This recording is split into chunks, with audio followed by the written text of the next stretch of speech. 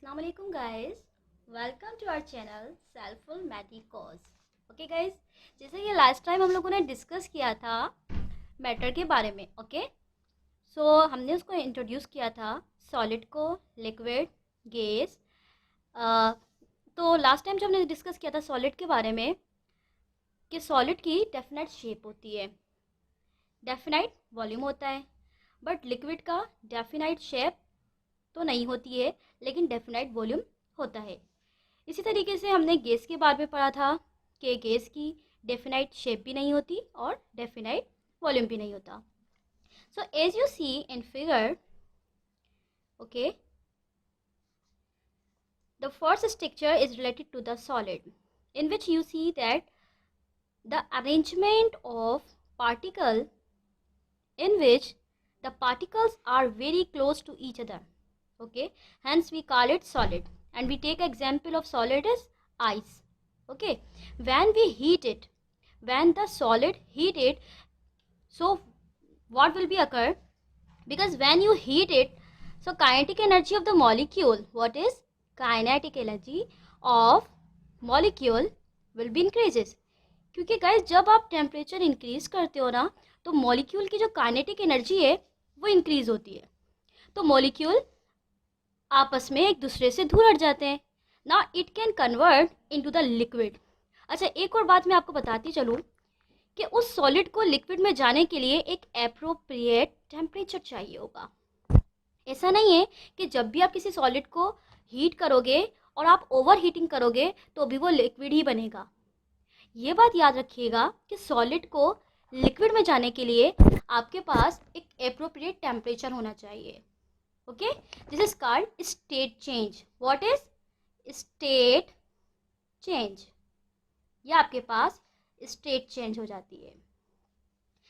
जैसे कि आपको सॉलिड को लिक्विड में डालने के लिए टेम्परेचर एप्रोप्रिएट चाहिए होता है, इसी तरीके से आपको जब आप लिक्विड को हीट करेंगे, क्योंकि आपने देखा कि जब आपने इसको एप्रोप्रिएट टेम्परेचर पर हीट किया वो लिक्विड में चला गया, मींस कि जो पार्टिकल्स हैं उनके दरमियान फोर्सेस क्या हो गई हैं?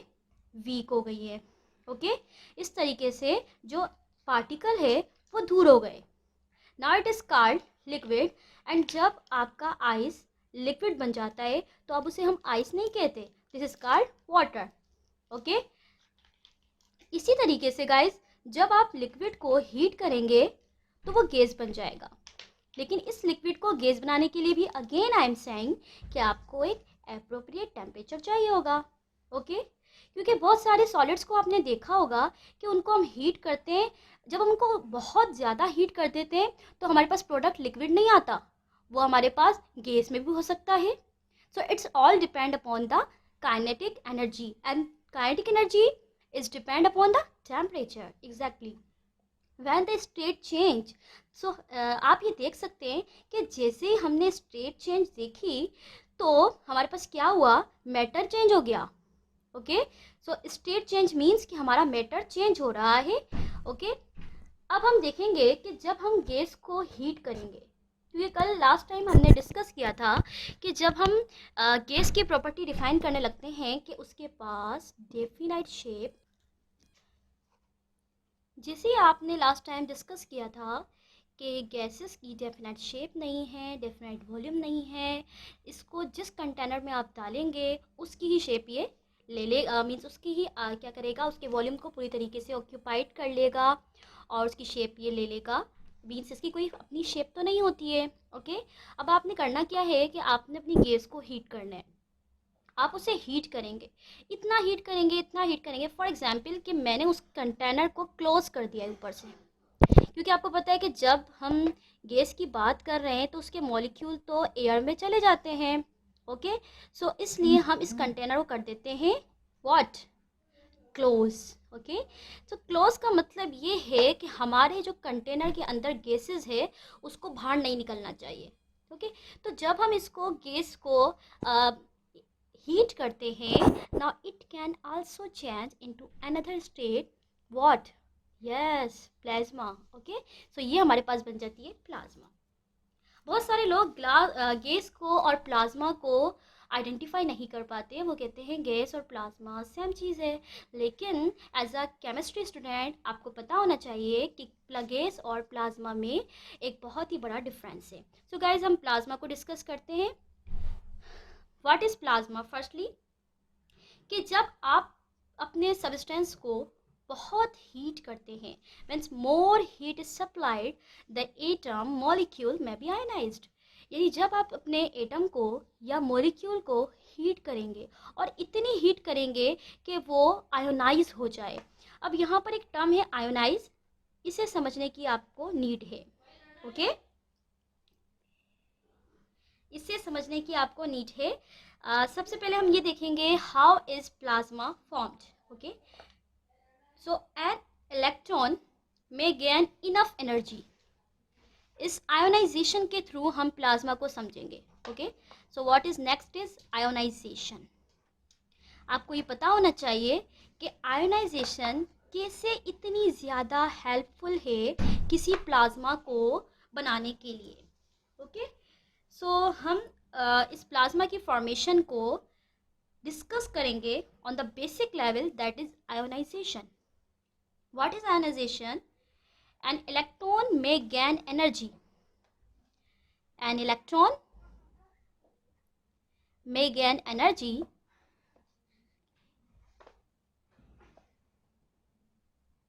एनर्जी हासिल करता है वो जब उसको हम हीट करते हैं। तो जो इलेक्ट्रॉन्स हैं, आपको पता है कि हमारे पास एटम है, उन एटम के अंदर शेल्स हैं, ऑर्बिट्स हैं, उनके अंदर इलेक्ट्रॉन मौजूद हैं। अब उन इलेक्ट्रॉन्स को हम एनर्जी प्रोवाइड कर रहे हैं। तो जब वो इलेक्ट्रॉन एनर्जी गेन करते हैं, जितनी उनको नीड होती है उतनी एनर्जी उनको मिल जाती है, तो वो आराम से एक्साइटेशन कर जाते हैं। ओके व्हेन एक्साइटेशन अकर, तो एक्साइटेशन क्या होती है हमारे पास? हमारे पास एक एटम है, ये उसका न्यूक्लियस गाइस मैंने बना दिया है। ओके और ये हमारे पास न्यूक्लियस और प्रोटॉन, न्यूट्रॉन और प्रोटॉन उसके अंदर मौजूद है। ये इलेक्ट्रॉन आ गया है। Okay guys second is also the shell.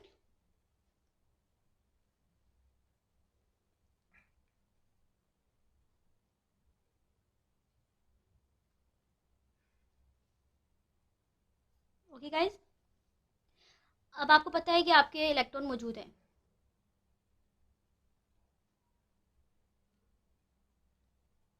जैसे हम इसको एनर्जी प्रोवाइड करेंगे, तो जैसे एनर्जी प्रोवाइड होगी तो हमारे इलेक्ट्रॉन को क्या मिलेगा? एनर्जी मिल जाएगी। जितनी एनर्जी इनको चाहिए होगी उतनी एनर्जी ये गेन करेंगे। अगर इनको उतनी एनर्जी मिल जाती है तो ये एक्साइटेड हो जाते हैं। ओके यानी ये इलेक्ट्रॉन अपने एक नीचे वाले शेल से ऊपर वाले शेल तक पहुंच जाएगा।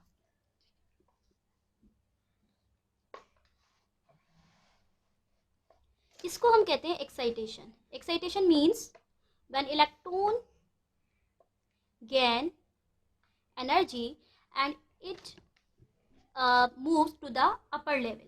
Okay this is called excitation. So guys अब आपका क्वेश्चन ये होगा कि एक्साइटेशन और आयोनाइजेशन में हम डिफ्रेंशिएट कैसे करें। तो जब एटम अपने इलेक्ट्रॉन को टोटली अपने शेल में से निकाल देता है, मीन्स किसी एटम में इलेक्ट्रॉन रहता ही नहीं है, वो टोटली निकल जाता है। So this is called ionization. The main difference between excitation and this ionization is कि आपका एटम अपने इलेक्ट्रॉन को पूरी तरीके से लॉस कर देता है। So the loss of electron is ionisation.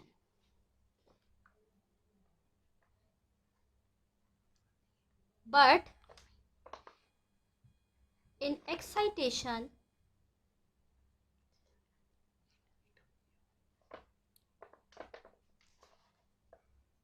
losing of electron does not occur. It is not necessary कि आपके पास जो एक्साइटेशन हो रही है उसमें इलेक्ट्रॉन अपना लॉस हो, उसमें ज़रूरी नहीं है आपके पास। ओके लेकिन आपके पास जो आयोनाइजेशन है उसमें ज़रूरी है कि आपका इलेक्ट्रॉन टोटली आपके एटम से रिमूव हो जाए। डन। तो इस प्लाज्मा के अंदर ऐसा ही हो रहा है कि जब हम गैस को ओवर हीटेड कर रहे हैं, इतना हीट कर रहे हैं कि उसका अपना एटम इलेक्ट्रॉन को लॉस करता है। तो जब एटम में से इलेक्ट्रॉन लॉस होता है, तो आपको पता है कि जब किसी एटम में से इलेक्ट्रॉन लॉस हो जाता है तो ये क्या बन जाता है, ये आयन बन जाता है। बिल्कुल, ये आयन बन जाता है क्योंकि इसमें से इलेक्ट्रॉन लॉस हो गया। तो प्लाज्मा के साथ भी कुछ ऐसा सिस्टम है, प्लाज्मा में भी यही हो रहा है कि जब कोई एटम, यानी इस एटम ने क्या किया है, लॉस किया है अपना इलेक्ट्रॉन और अपने ऊपर पॉजिटिव चार्ज अटेम्प्ट कर लिया है, गेन कर लिया है। गाइज, आपका ये क्वेश्चन होगा कि जब मैंने एटम बनाया है तो उसका साइज बड़ा है, लेकिन जब मैंने उसको आयन बनाया है तो उसका साइज छोटा है। ये इसी तरीके से है। यस, बिल्कुल, क्योंकि जब कोई एटम अपना इलेक्ट्रॉन लॉस करता है तो उसके अंदर से इलेक्ट्रॉन चला जाता है। इलेक्ट्रॉन जाने की वजह से may be the shell will be lost, यानी शेल भी ख़त्म हो सकता है।